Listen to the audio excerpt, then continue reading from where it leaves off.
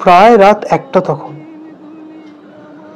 ঘড়িতে 12টা বাজার সঙ্গে সঙ্গে শুনি হেমন্তবাবু গাইছেন, এই কথাটি মনে রেখো। ভাবলাম কোনো চ্যানেলে হচ্ছে মনে হয়। না, শুনি পরপর গিয়ে চলেছেন হেমন্তবাবু। প্রাঙ্গণে মোর মনে কি দ্বিধা রেখেছে গেলে, এ মণিহার আমায়, মনোমোর মেঘেরও সঙ্গী, মনো মনরে আমার, নদী আপন বেগে। পাশের ফ্ল্যাটে কেউ হেমন্তবাবুর এমপিসি চালিয়েছেন। শুয়ে শুয়ে শুনলাম বেশ কিছু গান। তারপর মনে হলো, আরে আজ 16ই জুন, আজ তো হেমন্তবাবুর জন্মদিন।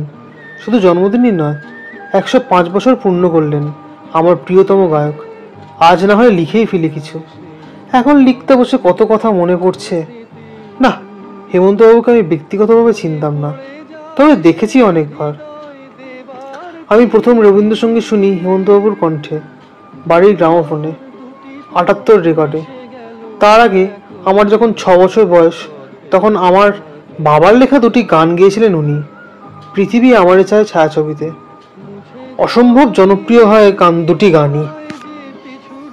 একটি দূরের মানুষ কাছে এসেও শুনবে যদি আমার গান, শোনাবো এক নতুন কথা, এই দুনিয়ার সব সমান। আরেকটি নীলমওয়ালা ছয়ানা। সর্বত্র বাজতো তখন এই গান দুটি। বাবা স্টুডিও থেকে ফিরে আমাদের বলতেন অনেক কথা। সেই কথায় হেমন্তবাবুও থাকতেন। এমনি করে হেমন্তবাবু কবে যে আমাদের কাছের মানুষ হয়ে গেছেন জানতেই পারিনি। তবে রবীন্দ্রসঙ্গীত যে আরো অনেক করে করেন জেনেছিলাম অনেক পরে। আমার কাছে অনেকদিন পর্যন্ত রবীন্দ্রসঙ্গীত আর হেমন্ত মুখোপাধ্যায় সমার্থক ছিলেন। নীলমওয়ালা ছয়ানা দিয়ে একটি গল্প বলি। সেই সময় আমরা হাওড়ায় এস রোড নামে একটি পাড়ায় থাকতাম। সেখানে প্রায় দিনই আসতেন নচিকেতা ঘোষ, আমাদের নচি কাকা।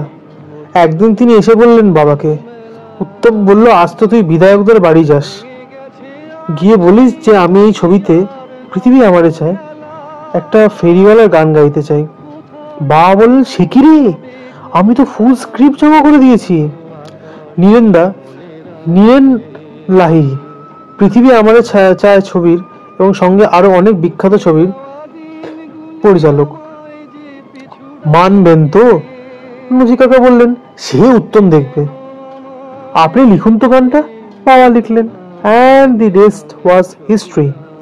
বাবা লিখে দিলেন নীলমওয়ালা ছয়ানা। হেমন্তবাবুর কণ্ঠে উত্তম কুমারের লিপে সেই গান যুগান্তকারী হিট হয়েছিল।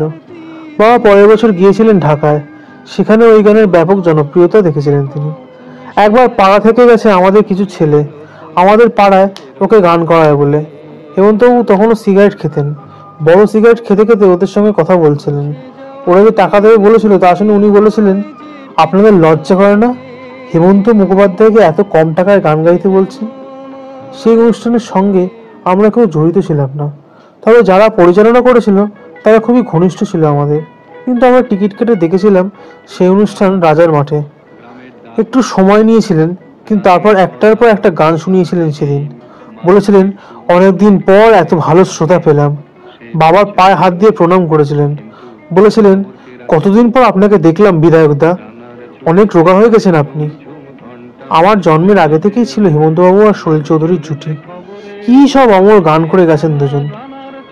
আহা রানার, অবাক পৃথিবী, সুকান্ত ভট্টাচার্যের লেখা।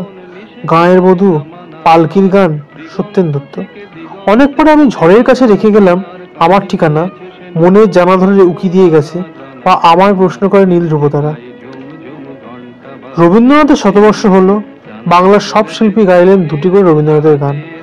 বাবা প্রায় সব রেকর্ড কিনে এনেছিলেন। হেমন্তবাবু গেয়েছিলেন মনোমোর মেঘের সঙ্গী আর মনে কি দ্বিধা রেখে চলে গেলে।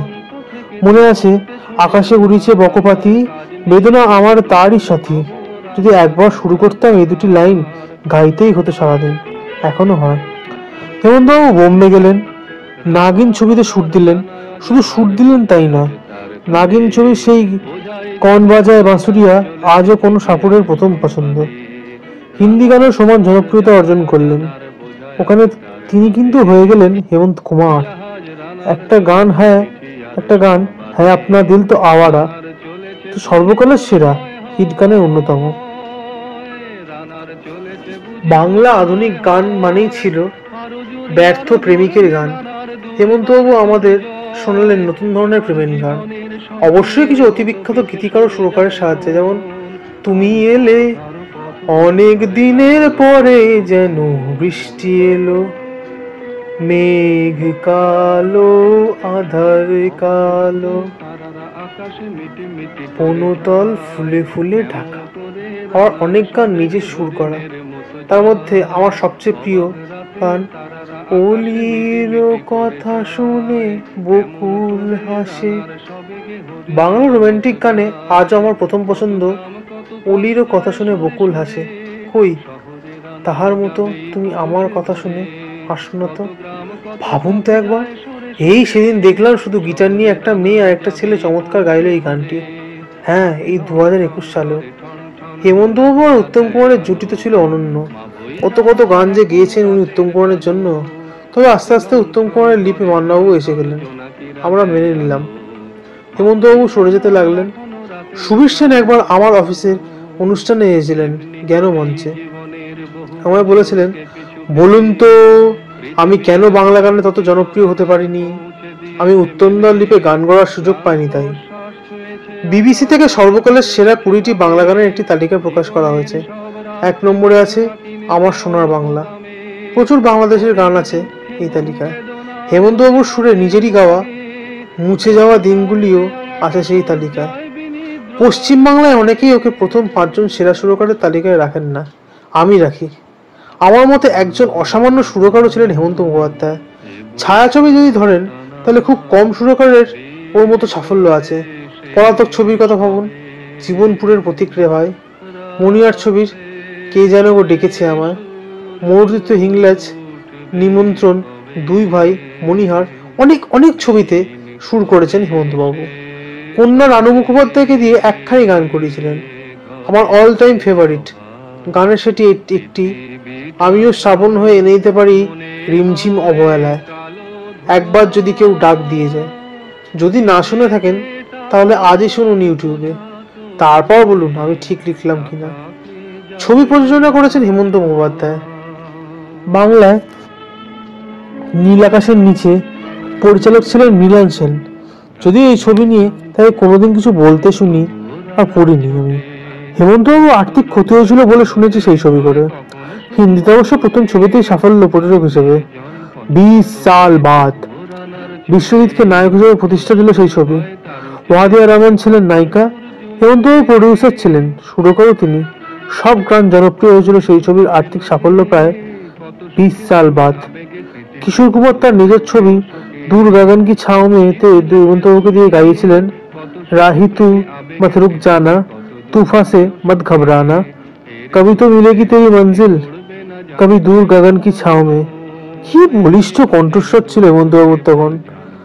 ভ্রান্তি বিলাস এই হিন্দিতে দৌদুনি 4 ছবিতে কিশোর কুমারকে দিয়ে গাইয়েছিলেন, হাওয়া পে লিখতো হাওয়া কে নাম, বা ওই ছবিতেই কন্যা রানু মুখোপাধ্যায় গাওয়া আব তো মুস্কুরাইয়ে, শুনে দেখেন একবার আজ, মুগ্ধ হবেন আজও।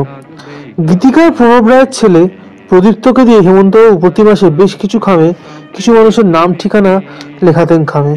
প্রদীপ্তর কাজ ছিল শুধু সেই গোটা 20 খামে ঠিকানা লিখে প্রতি মাসে হেমন্তবাবুকে দেওয়া। হেমন্তবাবু সেই খামগুলি নিয়ে নিজ হাতে হাতে চিঠি ভরে দিয়ে ডাকবাক্সে ফেলে দিতেন। 26শে সেপ্টেম্বর প্রয়াত হন হেমন্তবাবু। প্রদীপ্ত সেই খাম লিখে হেমন্তবাবু বাড়ি গিয়েছিলেন। বেলা দেবীর কাছে জানতে পারেন যে ওই খামগুলি হেমন্তবাবু টাকা পাঠাতেন কিছু নির্দিষ্ট ঠিকানায়, কিন্তু কত টাকা তা বেলা দেবীকেও বলেননি কখনো। হেমন্তবাবু ছিলেন আমাদের মতো মানুষের কাছে বাঙালির গর্ব। আদ্যন্ত বাঙালি ছিলেন, ধুতি আর শার্ট পরতেন, 6 ফুটের কাছাকাছি লম্বা ছিলেন, স্বর্ণকণ্ঠের অধিকারী এক অজাতশত্রু মানুষ ছিলেন হেমন্ত মুখোপাধ্যায়। ওর প্রয়াণের দিন আমি একটা কবিতা লিখেছিলাম। আবেগ ছিল বেশি, কবিতা কম। আমি যে কবিতা লিখতে পারি না তা আমি জানি, তাই সেটা আমাকে মনে না করালেও চলবে। আর গত 7 বছর একটি বিশেষ কারণে কবিতা লিখি না আমি। তবু তখন অর্কুট, ফেসবুক ছিল না। ডায়েরির পাতায় লিখে রেখেছিলাম এই কবিতা। হেমন্তবাবুর মৃত্যু আমার স্বজন বিয়োগের শোক দিয়েছিল। পাশের ফ্ল্যাটে গান থেমে গেছে অনেকক্ষণ, অনেক রাত এখন। মনে পড়ছে নচিকেতা ঘোষের সুরে মুকুল দত্তর কথা হেমন্তবাবুর একটি গানের সঞ্চারী। ছিল এরকম, গানটি কালজয়ী। মনে রেখো আমিও ছিলাম ছোট্ট জীবন, আর যত হাসি গান আমি তোমাকে দিলাম, আমিও ছিলাম মনে রেখো। মনে তো রেখেইছি আমরা আপনাকে স্যার, শুধু আমরা কেন, যতদিন বাংলা গান থাকবে ততদিন আপনাকে মনে রাখবে বাঙালি, রাখতেই হবে। আজ হেমন্ত মুখোপাধ্যায়ের শুধু জন্মদিন নয়, শতবর্ষ পূরণ করেছেন 2 বছর আগে। আমার সবচেয়ে প্রিয় এই মানুষটি। আমার প্রণাম আমার প্রিয়তম এবং অমর সেই সঙ্গীত শিল্পীকে। কবিতাটি আমারই লেখা। হেমন্ত মুখোপাধ্যায় প্রয়াণের দিন 1958। আমি 8 আর উনি। হাত বাড়ালেই ওকে ছুতে পারতাম, কিন্তু পারিনি। মনে আছে বাবার কাঁধে চড়েও মাথা তুলে দেখতে হয়েছিল ওকে। 1968। আমি 18 আর উনি। হাত বাড়ালেই ওকে ছুতে পারতাম সেদিনও, কিন্তু পারিনি। স্বর্ণকণ্ঠে উনি তখন গেয়ে চলেছেন, আমি ঝড়ের কাছে রেখে গেলাম আমার ঠিকানা। 1978। আমি 28 আর উনি। এবারও হাত বাড়ালেই ওকে ছুতে পারতাম, কিন্তু পারিনি। রবীন্দ্র সদনের সামনে এবার আমরা সমান সমান নাকি উনি ঈষৎ কুঁজো। 1989 26 সেপ্টেম্বর। আমি 39 আর উনি। এবার আর হাত বাড়ালেও ওকে ছুতে পারতাম না। আমি রাস্তায় আর উনি ফুলে ফুলে ঢাকা হয়ে লরির ওপরে লক্ষ লোকের মিছিল সঙ্গে নিয়ে চলেছেন মহাপ্রস্থানে। রক্তের সম্বন্ধ বিহীন এক স্বজন হারানোর ব্যথায় আমার চোখ চশমার কাজ দুটোই তখন ঝাপসা। ছবিটি আমাদের পারিবারিক অ্যালবাম থেকে পাওয়া। ক্ষুধা ছবিতে আমার পিতৃদেবের লেখা একটি গান ছিল। কাহিনী, চিত্রনাট্য, সংলাপও বাবারই ছিল। সেই গানটি তোলাচ্ছিলেন নচিকেতা ঘোষ হেমন্ত বাবুকে। হেমন্ত মুখোপাধ্যায় নামটা বরাবরই আমার অত্যন্ত প্রিয় শিল্পীর খাতায় পড়ে। অনেক ছোট থেকে ওনার গান শুনে আমি বড় হয়েছি। আজ এত বড় হয়ে যাওয়ার পরও 24 সালে দাঁড়িয়েও বলতে পারি, ওনার মতো সুরকার, ওনার মতো গায়ক এই পৃথিবীতে খুব কমই এসছেন। খুবই সম্মানীয় একজন ব্যক্তি এবং আমি তার অন্ধভক্ত। আজ লাইক, শেয়ার, সাবস্ক্রাইব বলবো না, গল্পটা শুধু শুনুন আর তার ফেলে আসা দিনগুলো কল্পনা করুন। ধন্যবাদ।